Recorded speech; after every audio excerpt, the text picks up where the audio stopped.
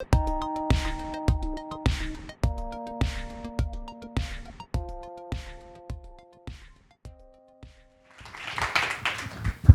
you guys for being here today. Thank you. Thank you for having us. Thank you. Thanks for having us. No problem. Chic, let's start out with you because obviously, you're coming onto the show. You weren't on the first season. What was it that attracted you to the very unique, interesting world of Hemlock Grove? Well, I think you said it, unique and interesting. Really three things. When I watched the show, I saw this magnificent cast, wonderful actors, just an incredibly diverse skill set of gifted people. And, that's what a writer really wants to get his arms around, is working with people who just can do anything you write. The second thing is that the show was so beautifully produced, so beautifully filmed. The production design was magnificent. And the thing about Hemlock Grove is it really had a sense of place, and it was a very inviting place to go and explore its weirdness and my own. And then the third thing really is the opportunity to work in new media, work with Netflix, and to understand, what that storytelling strategy is like. Having started in broadcast television and then moving into cable, and all those different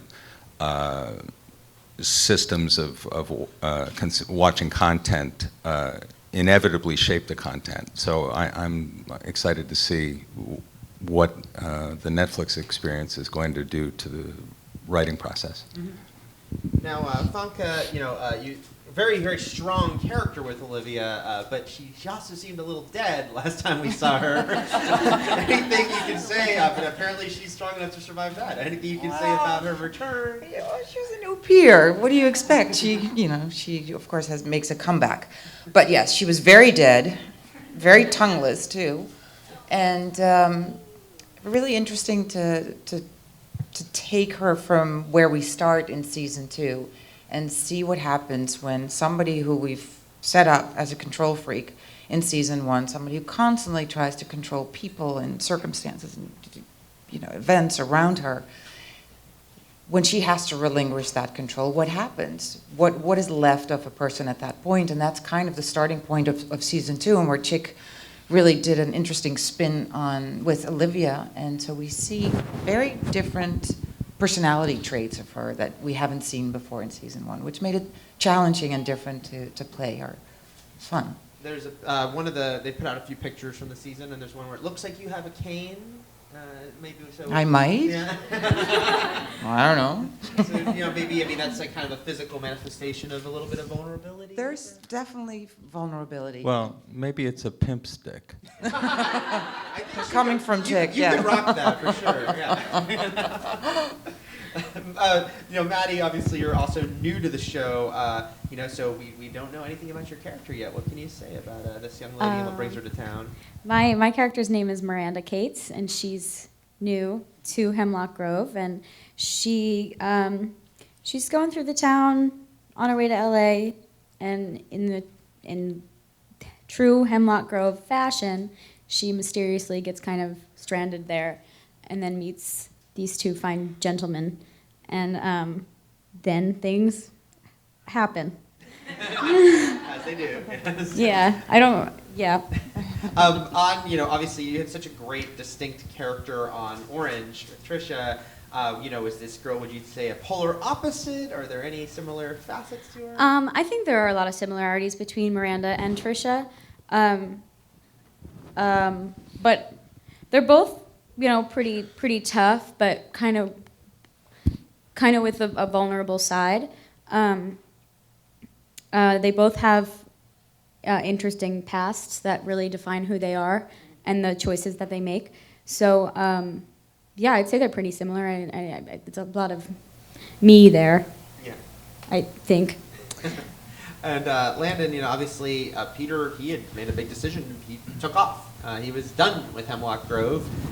Is he pulled back against his wishes? Is there something that might bring him back there?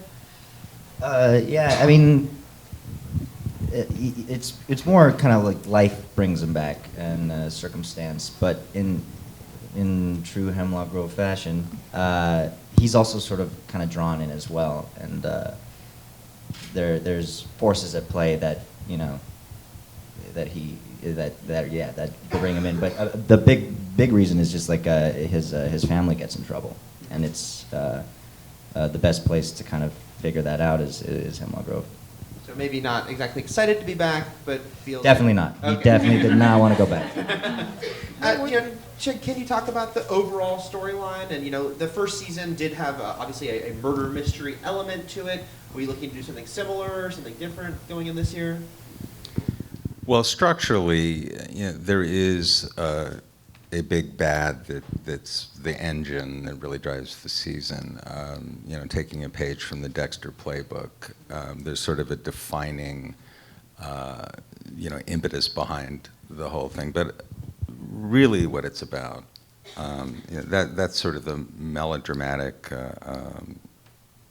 story engine. But really, what it's about is just watching all these characters unfold and peeling back the layers of the onion, and seeing how they react to their circumstances and the explorations they're on individually based on where we left them last season.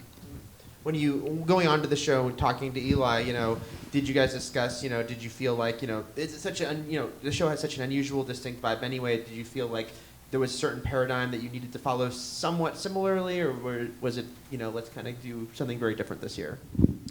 Well, I learned this term this year about, because what we didn't want to do was come in and do a show that the audience was going to look at and say, well, that's not my TV show. Right. It was very much wanting to extend and explore the wonderful work that was done last season. And this term that I learned it's retcon, which is a retroactive continuity. And it's really, if you're making, Star Wars 14, you want it to be of the same fabric as the original Star Wars, but you need to massage the mythology so that you can tell a story in the present tense. So that's really what we did, is we went back and looked at the mythology that was established last season, looking at what was intriguing, what could we continue, what could we enhance, what could we continue to explore, where was that mythology that maybe we wanted to pull back on or veer away from. So it was very much approaching this season with a lot of respect for what was done previously. Now, Famke, to say that Olivia has a complicated family dynamic seems an understatement. She's back. She's physically maybe okay, but how is it progressing? That dynamic with her family. Not great. But what do you expect? I mean, from where we left off last season, there's a big hurdle to overcome when your son rips your tongue out of your mouth and kills you. What do you do? And so that's kind of where we're left off. And I think I have sympathy for Olivia, but then I have to because I play her. So I think she tries to have forgiveness for a very ruthless act. But it's a bumpy relationship. It has been and will continue to be. It's just, two characters two people who are very similar in nature, who will constantly have this power struggle between the two of them. And all the baggage that comes with that. So I think within family dynamics, when these things are set up in that particular fashion, it's not something you easily escape from. It takes a lot of time. And therapy probably, which they don't have apparently in Hemlock Grove, so. Progressive in a lot of ways. Yeah. To get on that, yeah. You mentioned, Maddie, meeting both young gentlemen, Peter and Roman. Is there a love triangle dynamic potentially there? I wouldn't call it a triangle, really, or love. I think Miranda's got a little love for them, but it's complicated, their relationship, and Miranda is very important, I think, in bringing these two back together to kind of solve some pretty big problems that are happening. but I love triangle. No, they like each other. They're friends. Kind of piggybacking off that though, Landon, that friendship between Roman and Peter was very, very integral. Season 1, that had its back and forth though, its troubles with Peter back in town. What is the dynamic like between the two of them? It's heated. They definitely didn't leave on good terms at the end of season 1, and I think. I think they're both individually going through their own sort of torment, and they're both dealing with their own kind of inner demons, and so they're both really kind of depressing at the beginning, and I think a part of it too is that it's sort of like when a couple breaks up in a way, there's this bittersweetness to it where it's like I kind of hate that I miss you, I kind of hate that. You're not around anymore, but we're so it's kind of like anytime they cross paths at the beginning, it's very kind of primal, and it's very heated, but you have to get back together eventually. So Primal seems appropriate given what your characters can do. I forgot to mention something really important, which is shortly you guys are going to be the first ones to see the trailer for season 2, just a little bit. Yeah. And we'll also be taking some audience questions later, so keep that in mind. Maybe the trailer will also spur some questions that they may not be able to answer, but we'll see. You mentioned, Chic, though, how this is your first time, writing with Netflix, and that model. What is that like coming, with, you have a great history writing for television shows, but just knowing this different model that so many people, they don't all, but a lot will do the binge watching thing and watch it very close together. So when you're writing the episodes, how much is that in the back of your mind? Well, it's a great opportunity for storytelling, but it also puts a lot of demands on a writer making sure that his or her game is solid, because you're dealing with a very literate television audience.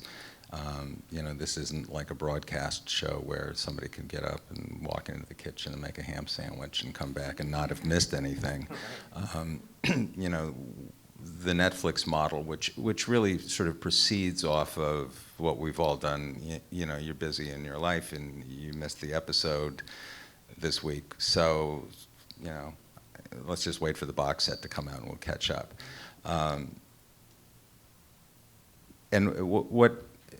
What's really required is you're writing for an audience that's going to do a very close, careful study of the material, or at least a lot of people will. Broadcast television, as I was saying, it's the perfect model for a broadcast show is the characters are talking about what they're going to do, and then you watch them go do it, and then they come back and talk about what they've just done.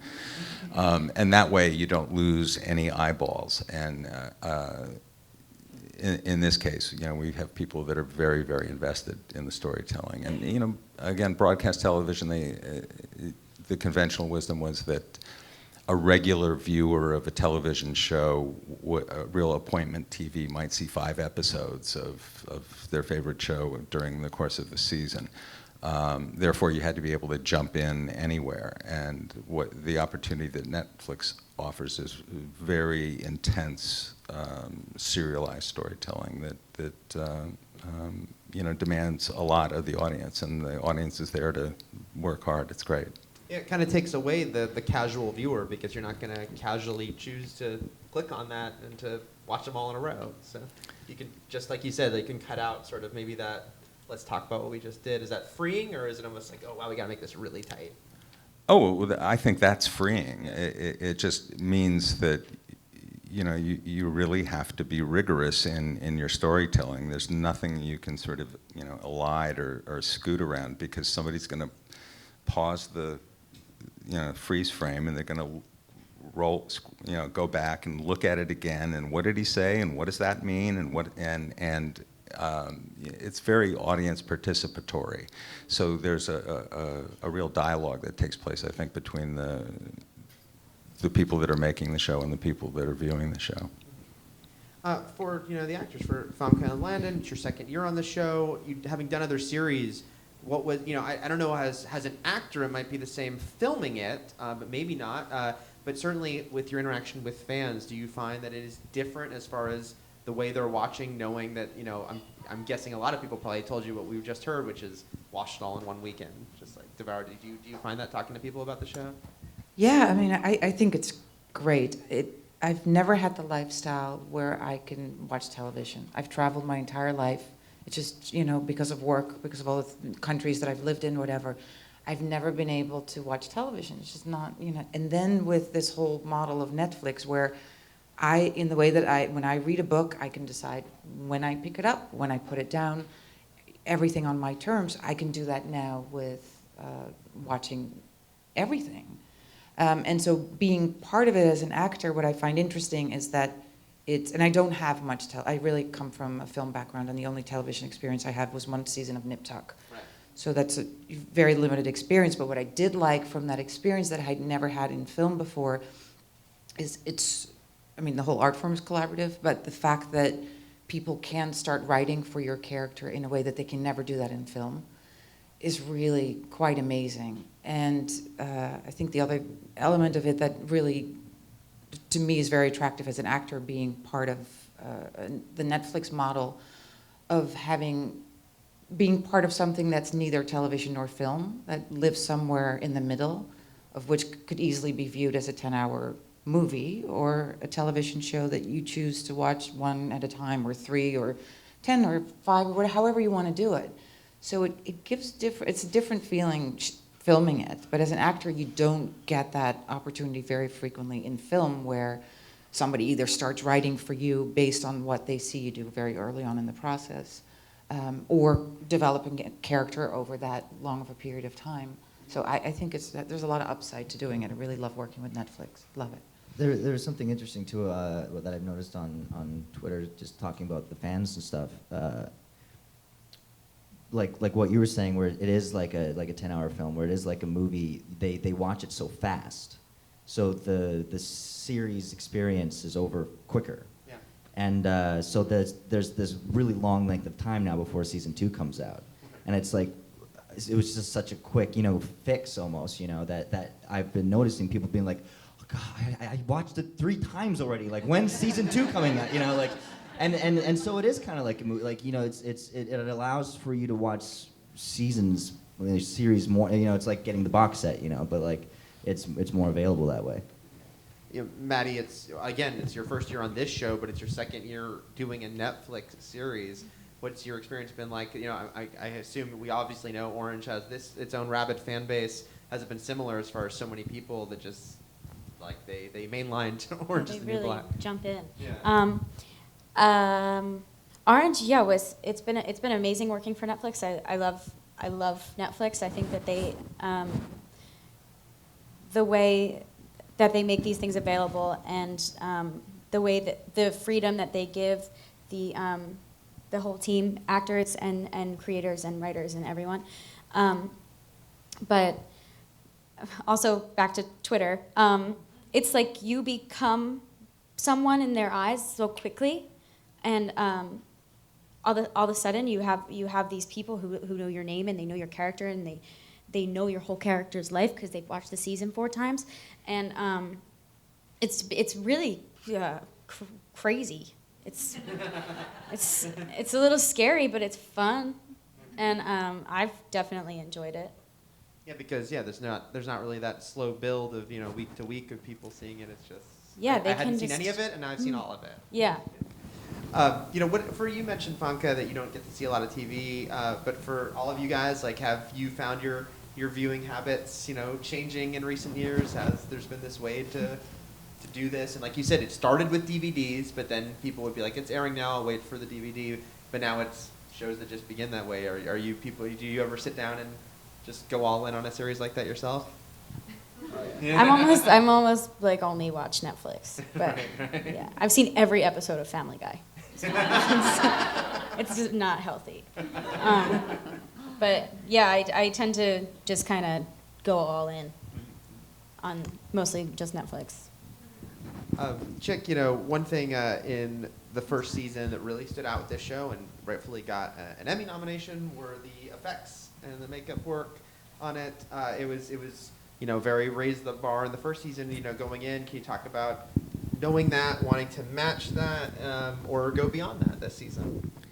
Well, it was really a challenge for me because I come out of mostly social realist storytelling, and I'd not worked on a heavily effects-oriented show before, so this was going to graduate school. This was really learning on the fly, and it was, just a remarkable experience. I really learned a lot. It's something I can put on my resume that I didn't have before. The bar was set very high last season. Witness the Emmy nomination. And we weren't looking to replicate what had already been done because, it's who wants to tell the same visual story again. So the idea was to be able to match the integrity, the visual integrity of what was done, but to tell another aspect of the story, to show the audience something that they haven't seen before. Actually, something that we hadn't seen before, figuring that if we're surprised, so will our audience. And that was really the mandate, not to try to do the same thing and try to make it better, because I don't know that it would be possible to do that, but rather just come at whatever it is that we were doing in a way that people hadn't seen before, that's unexpected. If I could actually, you said something that was interesting where we wanted to surprise ourselves. Mm-hmm. And I think with each episode, there was one scene in every episode where like the producers were there and they would be like, I gotta see how they do this one. It's like I want to be there for when they shoot this. And I think each episode has one of those moments where it's like, how are they gonna do that? Famke, might Olivia be present, involved in any of these aspects of the show this season? Some of the messier stuff that goes on.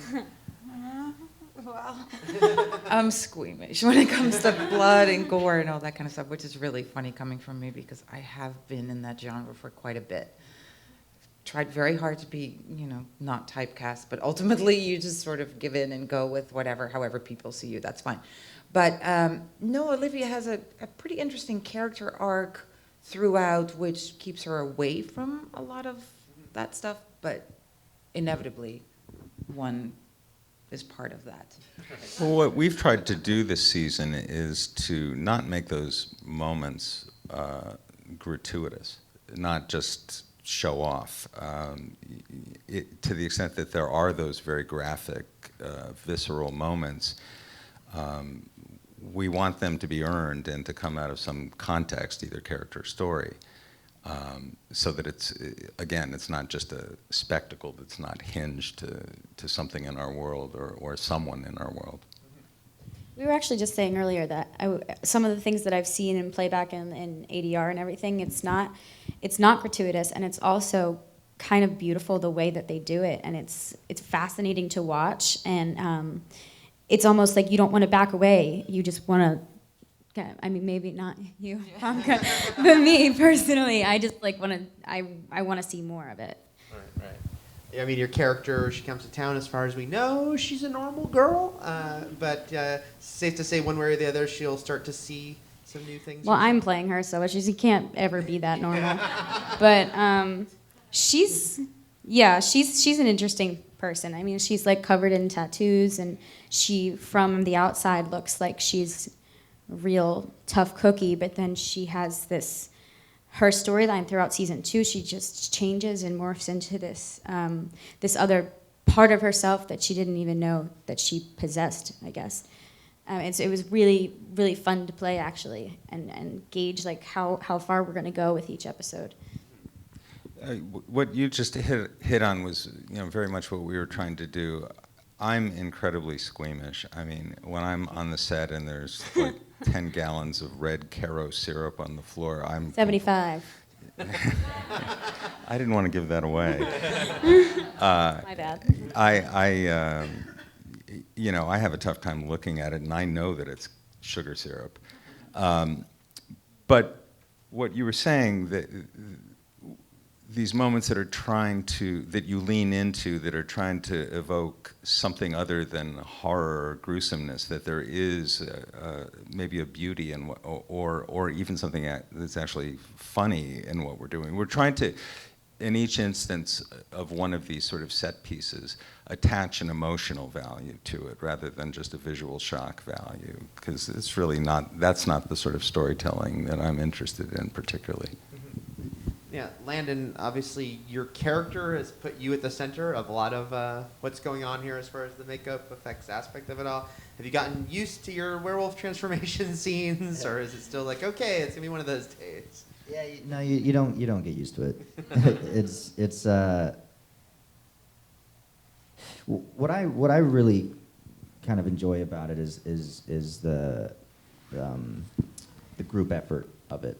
You know, I love special effects, like, and makeup guys. Like, they're the coolest, weirdest guys. You know, and like, they're what I really love about the special effects guys is they're usually these big kind of like rocker dudes with like long hair and beards, but then they're like sitting there and like delicately like painting, and, like, you know, getting it just right, and like, oh, you know, and then you know, and so I just love the kind of the group effort of it all, and you know, you never feel alone doing it, you know, and you have to put so much trust in those guys, and as much as I have to put in my best effort to make this as realistic as possible, and it's one of those things you never get used to.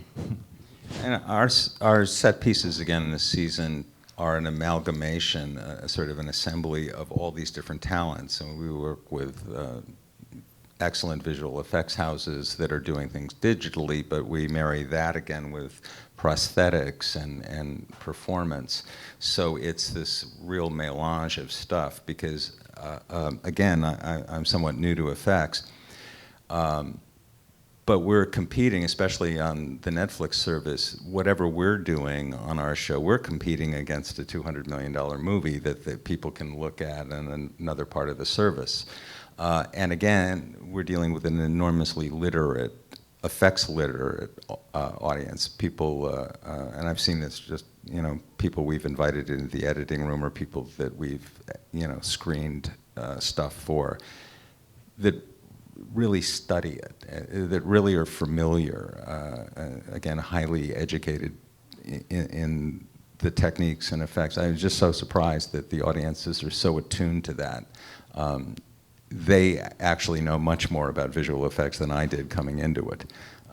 So we have to deliver on that pact that we're not going to try to fool anybody with what we're doing, that we really have to do something that's splendid.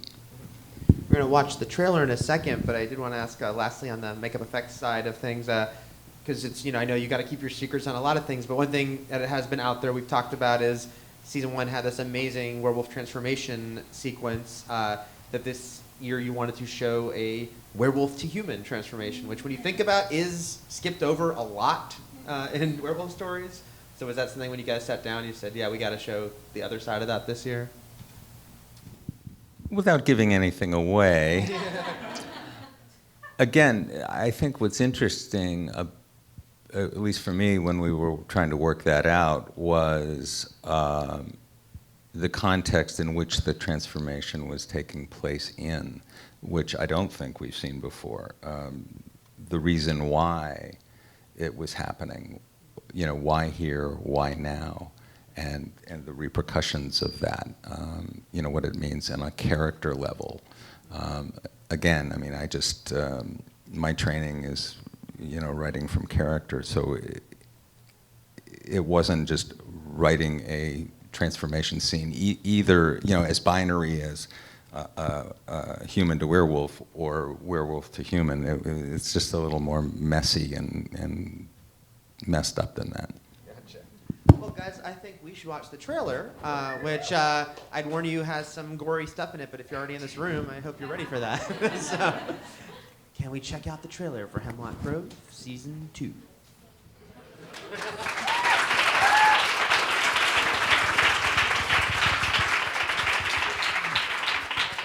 Got to see that trailer earlier, and I don't know what gets me more, the needles in the eyes or the leech eating. That was, that was interesting. I actually never knew what a big mouth Bill had. was holding that back. Yeah. Reveal that one. Sort of the ultimate binge watching. We've just seen the whole season. We can all go home now. Parse that. Yeah. We're going to go to audience questions in a second, but one thing I did want to ask beforehand is, again, it's been out there already, but we just saw her for conclusive proof. Shelley is back this season, and what can you say about Shelley's involvement, her, obviously surviving, and how she'll be once again intertwined in all this? Yeah, just looking at last season, I mean, you can't help but fall in love with that character, and it was clear from just reading the message boards that our audiences just really adored that character because she's the sort of the one pure, unsullied thing in this otherwise toxic world of Hemlock Grove.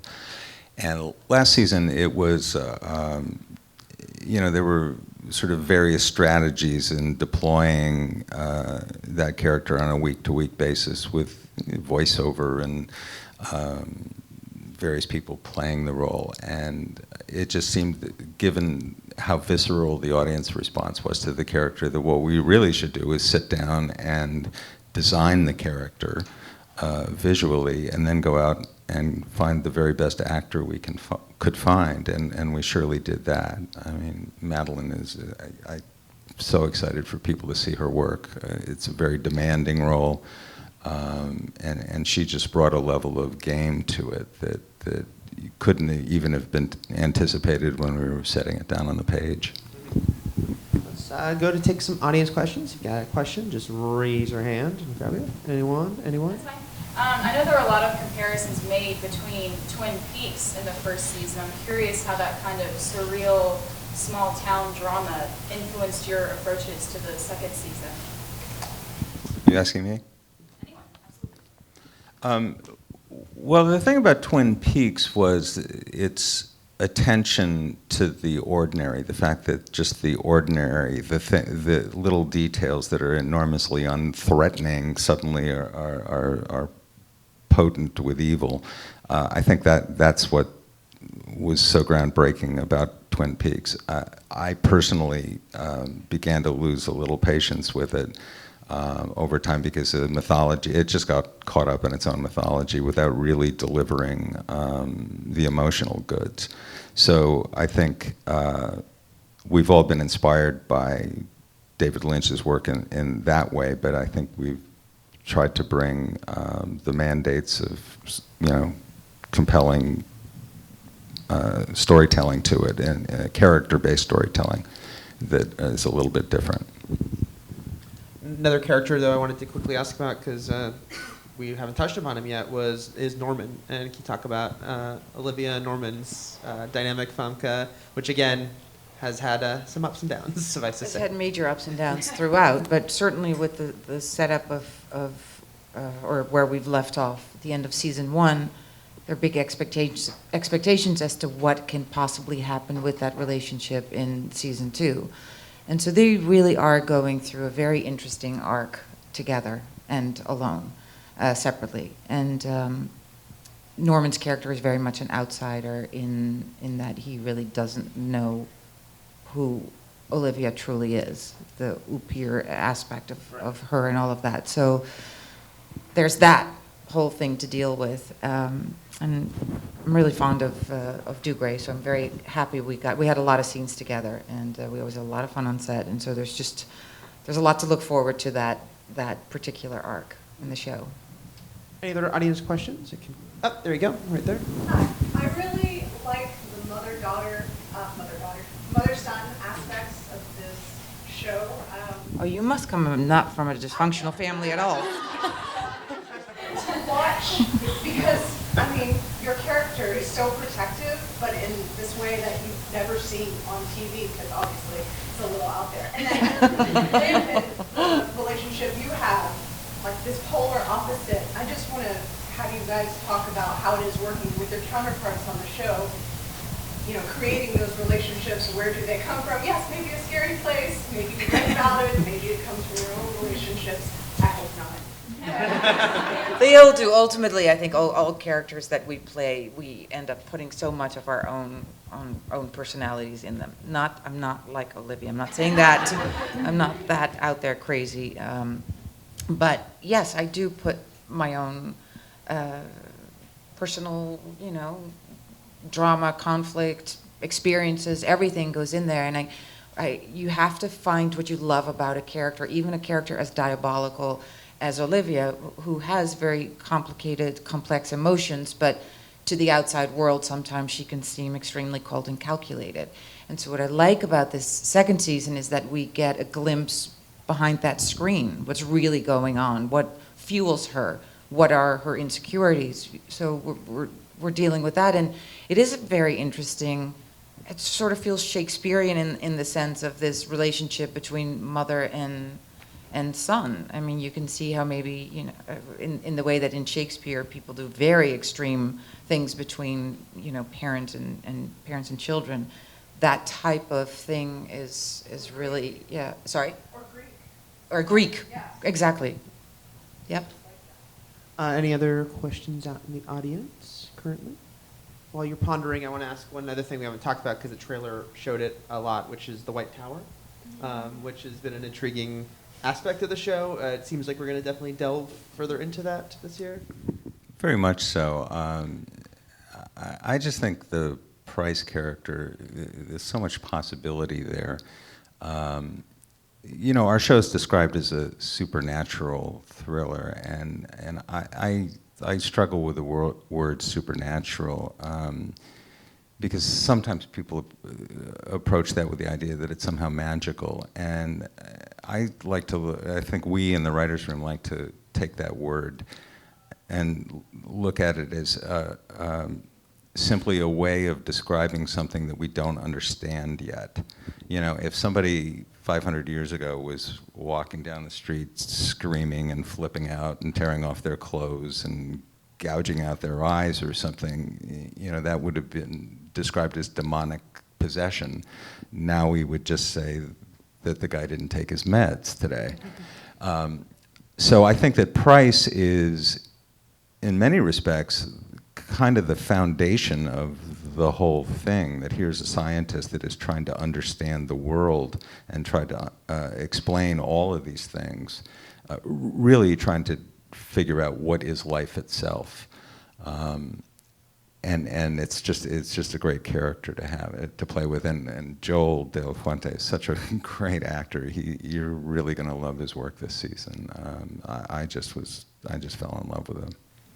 I know, again, it's you can't, how far you can go might be spoiler specific, but can you say anything about what characters might sort of interact with the White Tower? Because sometimes it's kind of its own thing, but sometimes people kind of weave in and out of it. I think everybody's going to interact with the White Tower. Great. Any other audience questions right there? I have a question unrelated to the series. Famke, where's your dress from? Now we're getting to the nitty-gritty of it all. It's Moschino. That's yeah. It's not mine. I wish. I might steal it. Thank you. Who told you that was my next question? It's interesting that you ask that, because I just asked Famke that question up here, and she said it's not mine, and I just want to assure her that she owns it. Thank you. What's happening? Eric, over here. Oh. Kind of a basic question, but I was curious where the show is shot and how long it took to film series season 2. The show's filmed in Toronto. Our stages are out in Mississauga, and then we shoot out and about in the world up there. And our episodes were typically a 9-day schedule, because we're shooting a show that's 51 minutes, which is considerably longer than broadcast television. And that's 9 days with a second unit working as well. We talked a bit about with the makeup effects and stuff, as far as some producers wanting to be there on the set and whatnot when things go around. But for all of you guys, when you're shooting the show, it's a long hours. It can be a grind. But are there moments when you're doing some of the more outrageous stuff that you just kind of step back and go, "Wow, this is part of my job, like doing this crazy thing today"? I get that experience even without like just in a scene. Just like it's Yeah. like it's what we do is just it's some there's going to be those days where sometimes you're just like what are we doing like, And like those are we're- the days where this producer doesn't want to go to the set because I'm so ashamed. And it's like especially with the special effects stuff, like even in season 1 for the first for the transformation scene, Bill had to watch this little orange ball, and react and everything, and you just have to be. It's just like, and I think it's really healthy to have that, it's really healthy to be like, oh, this is crazy. Just by the way, to follow up on your question about where the show is shot, I should also just acknowledge our special effects houses. We've worked with people, from India to Amsterdam to Montreal, to Portland, Oregon, New York, LA. So the effects end of our show is really global. Famke, obviously you have your own history with the X-Men films and those type of reacting to things that aren't there or aren't finished. Have you gotten used to it, or is it still there's days where it's like this is kind of weird? I have to fill those blanks in. It's funny. I grew up in a small town in Holland, and I don't think that a day goes by where I don't have, especially on a movie set, where I don't have this tremendous sense of gratitude, where I go, how is it possible that somebody who grew up in another country, in this little town, ended up here and is part of this incredible world of filmmaking and, collaboration, and where you're standing and things are not actually happening, but miraculously this entire team puts it together and it becomes that. I just find it utterly incredible. I'm so grateful for it. It's really beautiful. So I'm not jaded. I don't look at it and say, oh God, this again.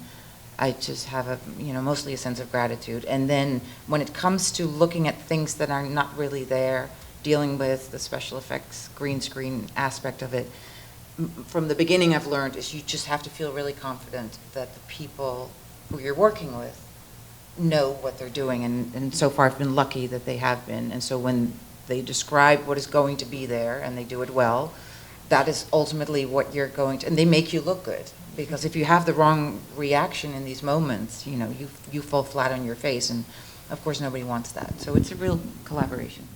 I'd want to give it back to the actors on that because, we, for the most part, have some rough idea that we know what we're doing. But the truth of the matter is, these folks have to imagine and dream as they have for hundreds of years, going back to the actor that was standing there in Stratford-on-Avon looking at Banquo's ghost and reacting to that. These folks really call the show into form and being and shape. That's the heavy lifting happens on that end of the stage. Maddie, was this your first time dealing with a lot of that stuff, and what was that like for you? Oh yeah, that was. I actually really learned a lot from being on set with Bill and Landon, just like seeing how they reacted to things, because I have no idea what I'm doing. I just seriously no clue, and I didn't.